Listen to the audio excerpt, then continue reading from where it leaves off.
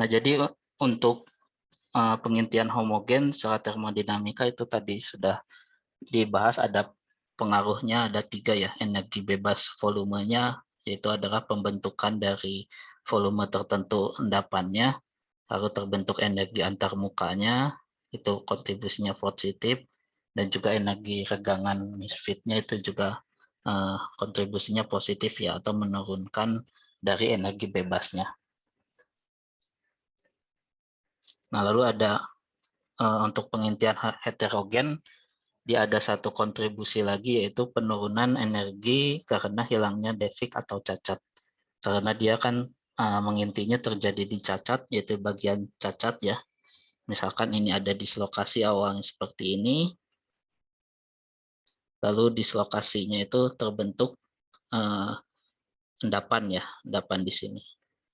Nah, artinya kan ada bagian yang hilang ya. Nah, bagian hilangnya defect atau cacat di bagian sini.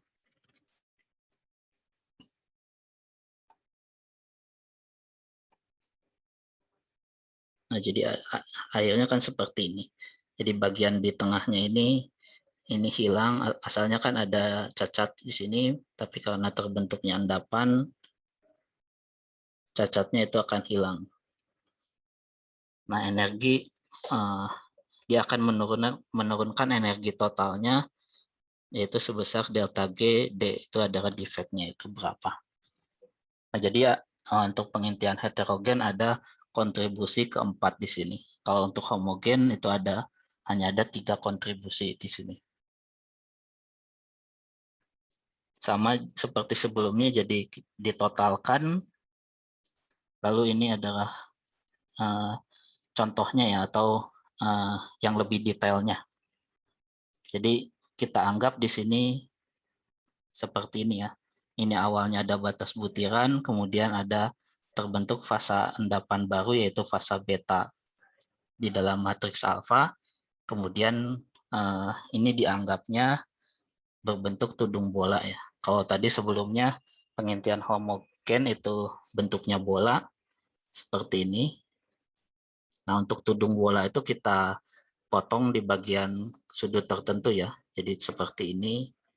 Nah, jadi hanya bagian sininya saja, jadi tudungnya saja.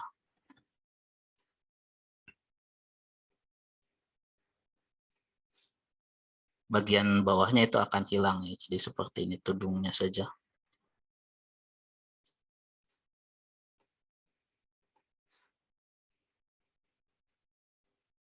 Tudung bolanya lalu ada di bagian bawahnya juga ya.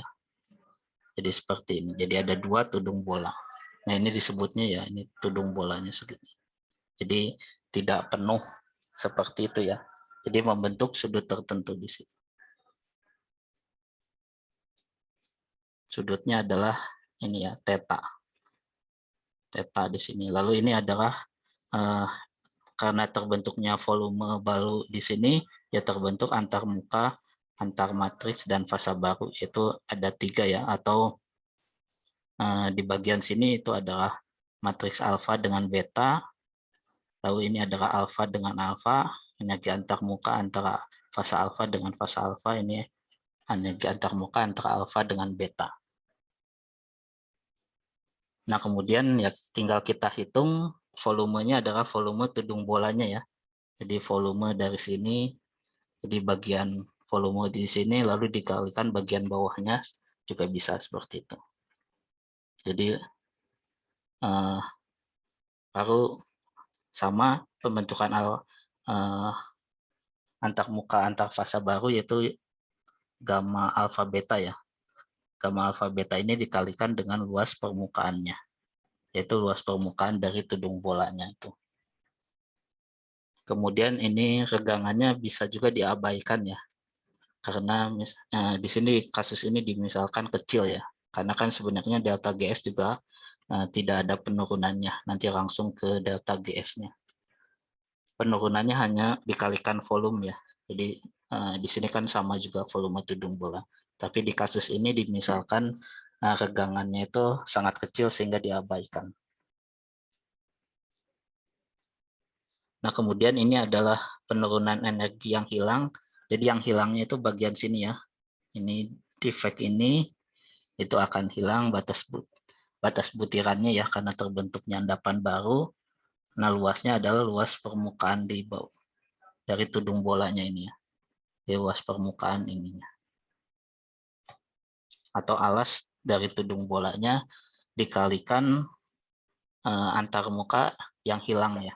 Antar mukanya hilangnya itu yang ini kan. Dari energi antar muka fasa alfa dengan fasa alfa yang asalnya ada lalu menjadi hilang karena terbentuknya endapan yang baru itu. Nah, lalu ditotalkan menjadi seperti ini ya.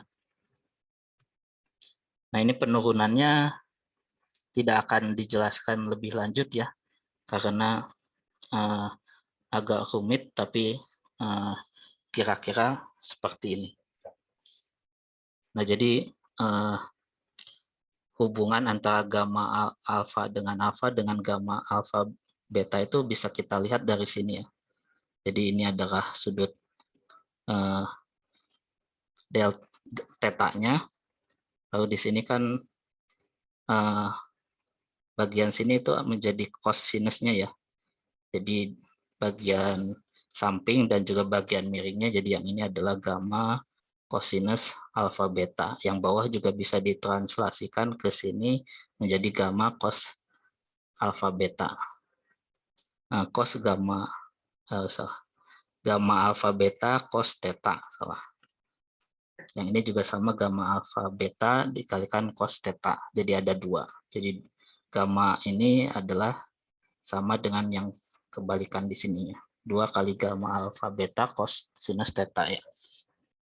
Jadi yang ini ditranslasikan ke bagian sini menjadi gamma alfa beta cos theta, yang ini juga sama. Jadi ini sama dengan ini nilainya.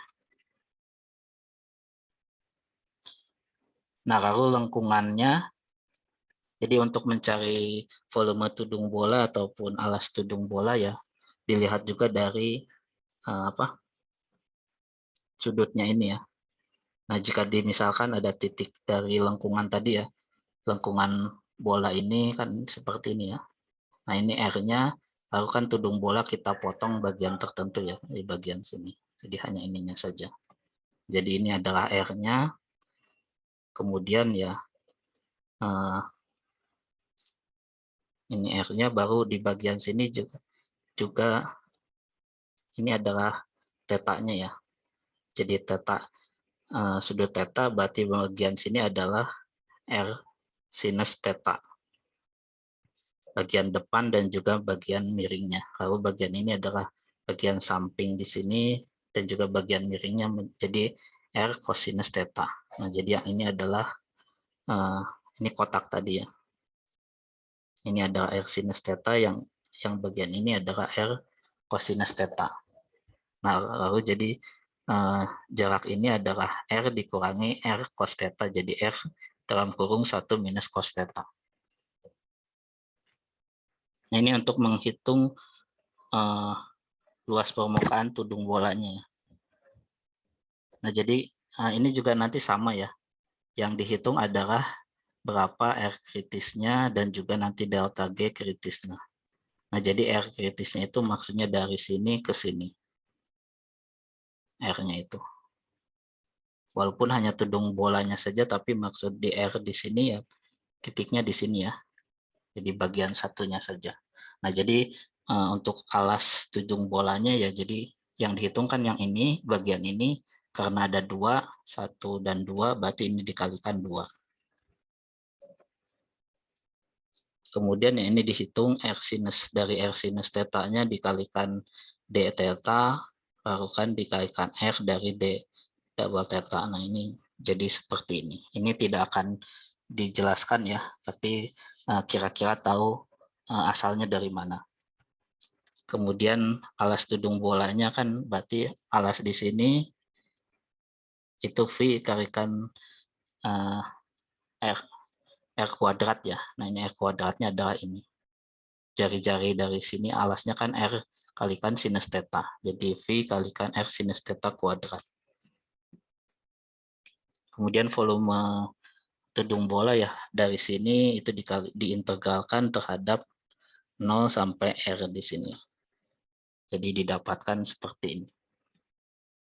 Nah, nanti jika ini dimasukkan semuanya ya, nilai luas alfa beta tudung bola di sini, volume tudung bola ke sini, dan juga alas tudung bola ke sini, lalu ini diganti menjadi di sini, menjadi semuanya satu, tidak ada yang berbeda ya. Jadi ini gamma alfa alfa sudah sesuai dengan gamma alfa beta, lalu ini volumenya dalam R dan juga cosinus ya. Nah, jadi nanti didapatkan seperti ini delta G heterogennya. Jadi R kemudian cos theta dan juga gamma-nya sudah menjadi gamma alfa beta saja ya, tidak ada gamma alfa alfa lagi. Nah, jadi yang bagian ini kan sama seperti pengintian homogen ya. Jadi ini sama seperti pengintian homogen, rumusnya ya seperti ruas lingkaran. Nah, bagian ini adalah tambahannya atau pengecilan dimensinya ya, terutama saat dia pengintian batas butiran. Nah, jadi bagian sini itu akan menjadi ya ini konstan ya kalau kita, karena kan kita ingin mencari R kritisnya ini. Nah, jadi turunkan dari delta G heterogennya itu terhadap R, karena bagian ini kan tidak terpengaruh dengan R, jadi bagian ini konstan ya. Jadi tidak perlu diturunkan. Nah, jadi penurunan ini juga sama dengan penurunan dari pengintian homogen. Jadi R kritisnya itu akan tergantung dengan gamma alfa dan beta dan juga dengan gaya dorong pengintiannya. Lalu nanti juga sama, delta G heterogen juga bisa didapat dengan cara yang sama ya. Jadi R bintangnya itu dikalikan atau dimasukkan ke sini. Itu akan didapatkan nilai seperti ini ya. Nah, nilai ini kan sebenarnya ini sama juga dengan delta G bintang pengintian homogen. Yang berbeda adalah bagian sini. Sama seperti yang ini. Ya, bagian sini adalah disebutnya S theta, yaitu shaping factor atau faktor bentuknya ya. Nah, jadi kalau kita bagikan delta G heterogen terhadap delta G homogen itu adalah dari shaping faktornya, di mana nilai shaping faktornya itu lebih kecil atau sama dengan 1. Nah, artinya kan jika S-nya itu selalu lebih kecil dari 1, berarti delta G heterogen itu selalu lebih rendah dibandingkan delta G homogen ya. Nah, ini kan sesuai dengan fakta yang terjadi kalau pengintian heterogen itu lebih mudah dibandingkan pengintian homogen. Atau pengintian di bagian-bagian cacat itu lebih mudah ya. Cacat-cacat. Nah, berapa besar pengurangannya atau berapa lebih mudahnya itu tergantung dengan shaping factornya atau sudutnya ya. Jadi di sudut di mana fasa endapan itu terbentuk, yaitu akan menentukan kemudahannya. Atau dilihat juga dari contact angle-nya atau juga wettability-nya ya. Ya seperti wettability di permukaan batas butirannya itu. Jadi semakin besar sudutnya seperti ini ya, semakin besar kan kontaknya menjadi semakin rendah ya dibandingkan jika sudut kontaknya ini lebih rendah, ya ininya lebih banyak.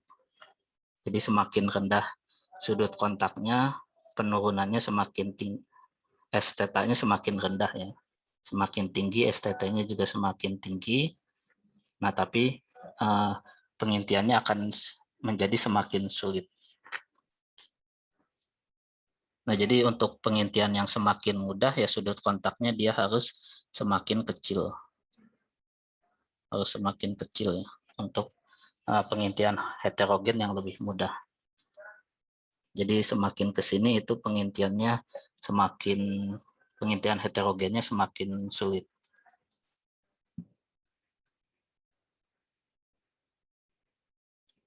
Lalu ini untuk urutan tempat-tempat pengintian ya. Karena kan di sini itu kita hitungnya pada batas butiran ya. Nah, jadi untuk cacat-cacat yang lain juga sama, harus dihitung seperti tadi, faktor bentuknya seperti apa, sudut tetanya apa yang mempengaruhinya juga seperti apa. Nah, itu juga sudah ada perhitungannya tersendiri ya, tapi ini dicontohkan pada batas butiran. Nah, kalau kita hitung dari mana tempat-tempat yang paling sulit, jadi yang urutan tempat-tempat dari yang paling sulit berarti yang paling nomor satunya itu yang paling sulit ya, yaitu pengintian homogen. Itu pasti delta G pengintiannya atau energi bariernya itu akan lebih tinggi. Lalu yang kedua adalah di vakansi lebih. Jadi adanya vakansi saat dia diturunkan di temperatur tinggi ya ke temperatur rendah, itu kan pasti ada vakansi yang tersisa. Nah, itu vakansi yang tersisa itu akan mempermudah terjadinya pengintian heterogen. Nah, tapi dari saving factornya itu lebih rendah ya untuk penurunannya, sehingga dia masih sulit untuk pengintiannya. Nah, yang ketiga itu di dislokasi ya. Dislokasi misalkan bentuknya seperti ini, dislokasi ini pengintiannya di situ. Jadi shaping faktornya juga berbeda ya dibandingkan dengan yang batas butiran. Kemudian di salah tumpuk atau stacking fall ataupun kumpulan dari deformasi, lalu di batas butiran itu yang paling mudah ya, batas butiran atau batas antar massa. Lalu di pojok butiran, misalkan pojok butiran tuh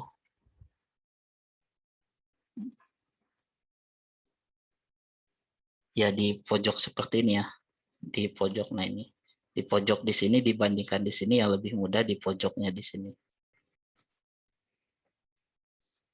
Kemudian di permukaan bebas berarti ini permukaan yang endapan yang sudah terbentuk ya. Misalkan fasa-fasa transisi yang sudah terbentuk sebelumnya, berarti pengintian untuk fasa lainnya itu akan menjadi lebih mudah jika sudah terbentuk terlebih dahulu endapan sebelumnya. Nah, jadi ini urutannya ya. Jadi semakin ke sini itu semakin mudah terjadinya pengintian. Nah, ini contohnya adalah partikel endapan yang menginti secara heterogen, artinya dia tumbuhnya sepanjang batas butirannya. Jadi kalau kita lihat ini adalah batas butirannya, nah endapannya itu lebih banyaknya mengendapnya di batas butiran di sini. Yang ini juga sama, ini batas butirannya, lalu ini adalah endapannya. Nah, jadi struktur hasil dari proses pengecorannya, solidifikasi, ini contohnya paduan super kobal saat solution treatment, kemudian di aging temperatur tinggi. Nah, untuk karbida-karbida yang terbentuk endapannya, itu mengendapnya di sepanjang batas butirannya, karena endapan karbida itu lebih yang endapan karbida itu kan apa? Dia inkoheren ya, sehingga sangat sulit untuk mengintinya secara homogen, maka dia lebih mudahnya mengintinya secara heterogen. Ya, ada juga yang dia menginti di dalam butiran ya, karena kan pengintian homogennya juga bisa terjadi. Tapi yang lebih cenderungnya dia mengendap di sepanjang batas butiran. Nah, lalu itu secara termodinamika ya untuk pengintian heterogen. Nah, bagaimana dengan kinetikanya untuk pengintian heterogen? Nah, ini yang ininya juga sama ya. Kalau tadi adalah C0, yang ini adalah C1. Nah, jadi perbedaannya adalah di C0 dan juga C1-nya. Jadi ini N heterogen itu C1, N homogen adalah C0. Lalu ininya juga berbeda. Ya, ini nanti ini yang ininya berbeda ya. Delta G heterogennya itu ada saving faktornya. Jadi delta G bintang homogen dikalikan saving faktornya. Jadi ini dikurang ini ya, nanti ini hanya bergantung di saving faktornya. Nah, lalu C1 dibanding dengan C0 itu adalah jumlah atom pada tempat-tempat heterogen relatif terhadap jumlahnya di dalam matriks ya.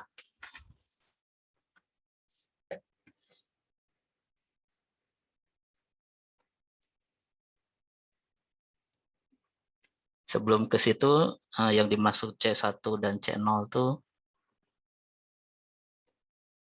ya kira-kira seperti ini ya. Jadi kan atom-atom atom-atom unsur permadu yang terkonsentrasi di dalam struktur itu kan bisa tempatnya di mana-mana ya. Karena kan dia larut pada awalnya di solution treatment sehingga dia dalam keadaan larut sempurna. Jadi misalkan CU-nya terkonsentrasi di sini, ada juga yang di bagian sini. Nah, itu yang dibandingkan C1 terhadap C0-nya ya. Jadi berapa konsentrasi yang ada di sekitar cacatnya itu dibandingkan keseluruhannya. Nah, tentu saja semakin banyak yang dia ada di sekitar cacat, misalkan di sekitar batas butiran, maka kemungkinan terjadinya pengintian heterogen akan lebih besar ya, karena kan difusinya di sini tidak terlalu jauh dibandingkan dari sini, misalkan di dalam butiran ini harus berdifusi dulu ke batas butiran. Jadi itu tergantung pengintian heterogen juga tergantung dari konsentrasi atom-atom unsur pemadu yang ada di sekitar cacat-cacat kristalnya itu. Jadi semakin tinggi nilai ini ya berarti kecepatan pengintian heterogennya juga akan lebih cepat. Jadi jika semakin banyak atom-atom yang ada di sekitar cacat, ya itu akan lebih mudah terjadinya pengintian heterogen.